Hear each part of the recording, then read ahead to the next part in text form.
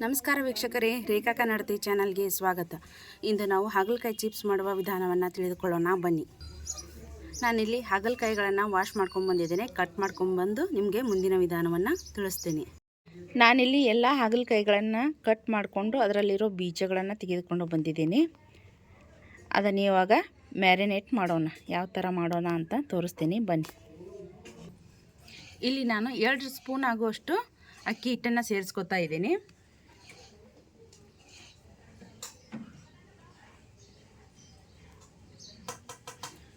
ಒಂದು ಸ್ಪೂನ್ ಆಗುವಷ್ಟು ಕಡಲೆ ಹಿಟ್ಟನ್ನು ಸೇರಿಸ್ಕೊತಾ ಇದ್ದೀನಿ.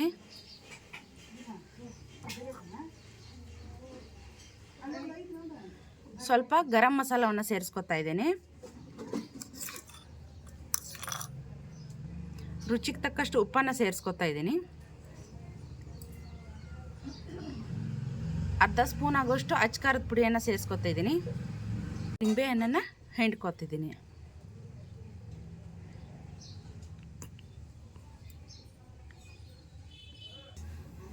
ಇವಾಗ ಒಂದ್ಸತಿ ಹಾಗೆ ಮಿಕ್ಸ್ ಮಾಡ್ಕೊಳ್ಳೋಣ.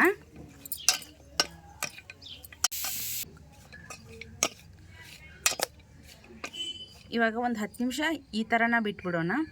ಹಾಗಲಕಾಯಿ ಎಲ್ಲ ಹಿಟ್ಟನ್ನು ಹೀರ್ಕೊಳ್ಳಿ. ಅದರಿಂದ ನಮ್ಮ ಕಹಿ ಅಂಶ ಕೂಡ ಕಡಿಮೆ ಆಗುತ್ತೆ. ಆಮೇಲೆ ಸ್ವಲ್ಪ ನೀರನ್ನು ಸೇರಿಸ್ಕೊಂಡು ಮಿಕ್ಸ್ ಮಾಡ್ಕೊಳ್ಳೋಣ. ಇವಾಗ ಒಂದು 10 ನಿಮಿಷ ಲಿಡ್ನ ಕ್ಲೋಸ್ ಮಾಡಿ ಇಟ್ಬಿಡೋಣ. ಇವಾಗ 10 ನಿಮಿಷ ಆಗಿದೆ, ನೋಡೋಣ. ಇವಾಗ ಇನ್ನೊಂದು ಸತಿ ಮಿಕ್ಸ್ ಮಾಡಿ ಬೇಕಾದಷ್ಟು ಸ್ವಲ್ಪ ನೀರನ್ನು ಸೇರಿಸ್ಕೊಳ್ಳೋಣ.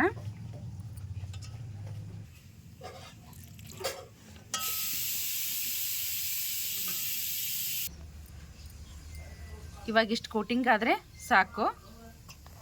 ಇವಾಗ ಕರೆದುಕೊಂಡು ಬರೋಣ. ಒಂದಾಗಿ ಬಿಡ್ತಾ ಹೋಗೋಣ. ಗ್ಯಾಸ್ ಫ್ಲೇಮ್ ಲೋ ಅಲ್ಲೇ ಇರಲಿ.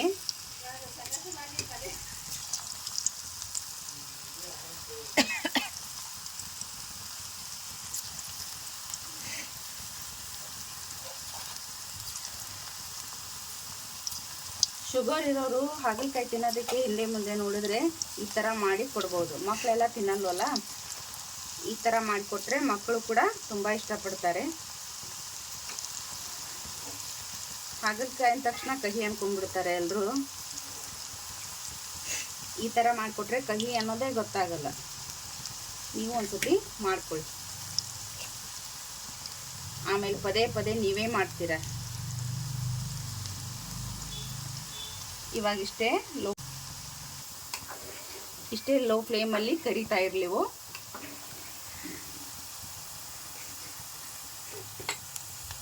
ಒಂದು ಸೈಡ್ ಕರೆದ ಮೇಲೆ ಇನ್ನೊಂದು ಸೈಡ್ ತಿರುಗಿ ಹಾಕ್ಕೊಳ್ಳಿ.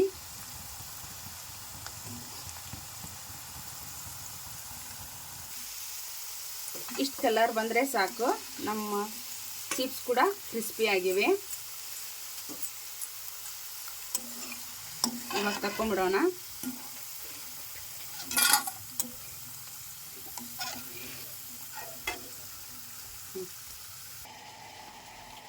ಲಾಸ್ಟಲ್ಲಿ ಕರೆದು ಹಾಕ್ಕೊಂಡ್ಬಿಡೋಣ.